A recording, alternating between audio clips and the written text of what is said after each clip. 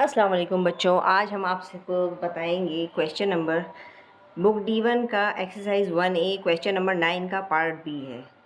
बहुत सिंपल है। हम अभी क्या देख रहे थे? Direct proportion and inverse proportion. अभी हम फिलहाल डायरेक्ट प्रोपोर्शन पर ही हैं। 1A एक्सरसाइज का क्वेश्चन नंबर 9 है। इस क्वेश्चन में जो लिखा हुआ है वो ये है कि इसमें e for each of the following y is directly proportional to x.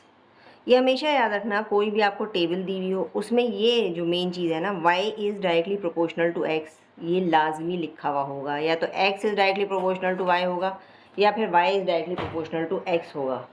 y is directly proportional to x according to the formula. अगर आपको y को का इज इक्वल्स टू में चेंज करना होता है तो हमें k लगाना पड़ता है, ये आपको पता ही है। अच्छा, ये है y की वैल्यू। अभी हमें इन दोनों की वैल्यूज़ फाइंड आउट करनी है। हमें एक पूरी टेबल दी हुई है, x की वैल्यू और y की वैल्यू उस टेबल में। अच्छा, दोनों में से एक जगह दोनों की वैल्यू भी पुट की भी होगी, मतलब x की भी होगी y की भी वैल्यू होगी, और हमें बाकी फाइंड आउट करनी है। दो जगह y की वैल्यू फाइंड आउट करनी है, दो जगह हमें x की वैल्यू पुट करनी है। अच्छा, y का जो फॉर्मूला है कि k से मल्टीप्लाई करेंगे हम x, लेकिन अगर हमें जब x की वैल्यू फाइंड आउट करनी होगी तो उसका फॉर्मूला हम कैसे निकालेंगे? चलिए हम निकाल के देखते हैं। तो ये मैं यहाँ पर सिर्फ x की वैल्यू के लिए लाइन ड्रॉ कर रही हूँ ताकि आपको आराम से पता लग जाए। ये y का तो हमें फॉर्मूला पता है, ठीक है, क्योंकि ये सीधा सा है, डायरेक्टली प्रोपोर्शनल टू x है y। तो इसमें क्या होगा, x का क्या करेंगे हम, y अपॉन x हो जाएगा अगर k की वैल्यू फाइंड आउट करनी है। लेकिन हमें क्या फाइंड करना है, x की वैल्यू जो फाइंड करनी होगी तो हम क्या करेंगे, k की वैल्यू इधर लेकर जाएंगे, यानी y upon k is equals to x। ठीक है, ये हमें ये is equals to y upon k। इस तरह से मैंने इसलिए लिख दिया है कि x इधर हो या उधर हो, मतलब लेफ्ट हैंड साइड हो या राइट हैंड साइड हो, इससे कोई फ़र्क नहीं पड़ता।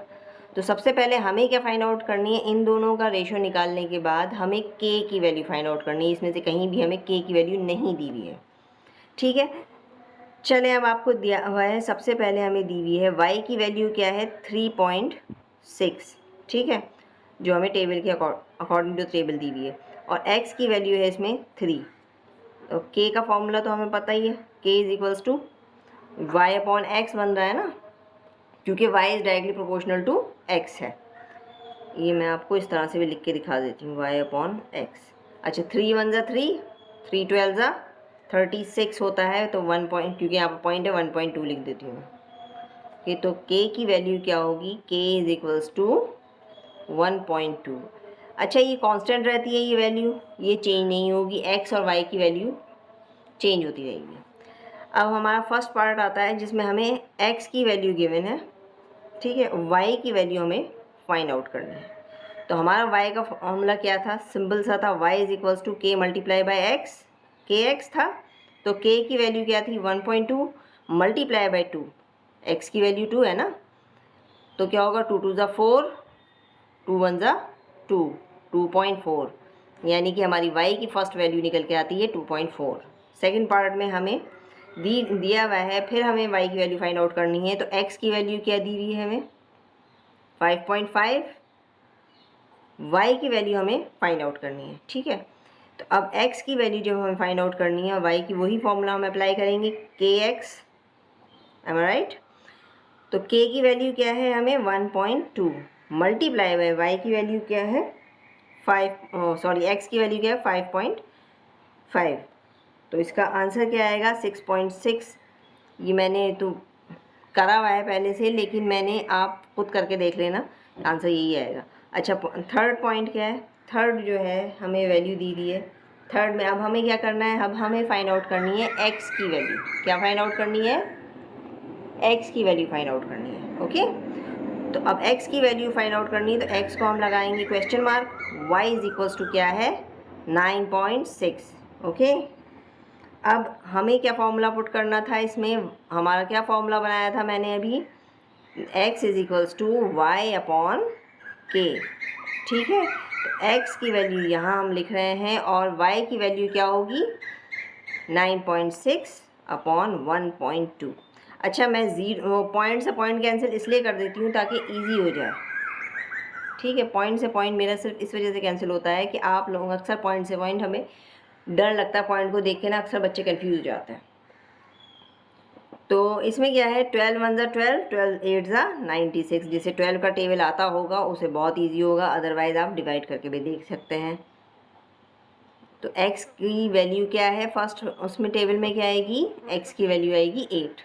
ओके, हमारा फोर्थ पार्ट क्या है, हमें ये पता है कि x इज इक्वल्स टू क्या, हमें x फाइंड आउट करना है, y इज इक्वल्स टू हमें दिया हुआ है और y की वैल्यू क्या है 11.4।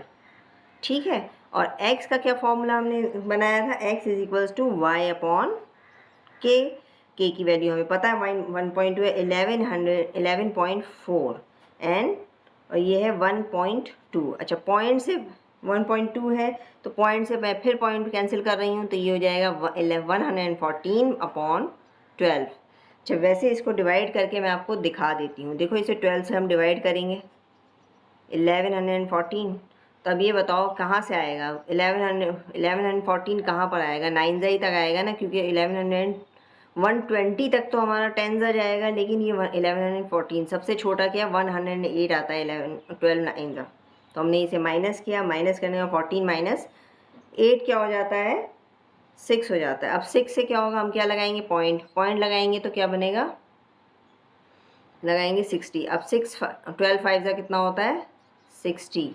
ठीक है, ये सिर्फ मैंने आपको समझाने के लिए किया है, आप वैसे ख़ुद भी करना। यहाँ आ गया 0। ठीक है, आगे हमारा आंसर 9.5, तो हमारा क्या आंसर आएगा 9.5। ठीक है, x की वैल्यू क्या हुई दूसरी 9.5। ओके, अब हम इसको फिल कर लेते हैं अपनी टेबल में। हमें ये टेबल दी हुई थी, फर्स्ट पार्ट में हमने चेक किया था, हमारा y का वैल्यू थी 2.4। ठीक है, सेकेंड पार्ट में हमारी y की वैल्यू थी 6.6 और हमारा जो फर्स्ट पार्ट में x की वैल्यू थी हमारी 8 और 11.4 जिसमें था उसमें थी, अभी मैंने निकाला है 9.5।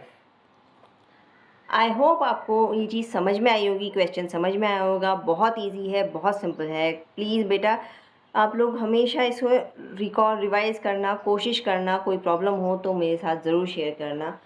ए पार्ट बहुत सिंपल है, वाई पार्ट की तरह ही है, बिल्कुल सेम। आप प्लीज़ उसे अपनी कॉपी में काइंडली करके देखें।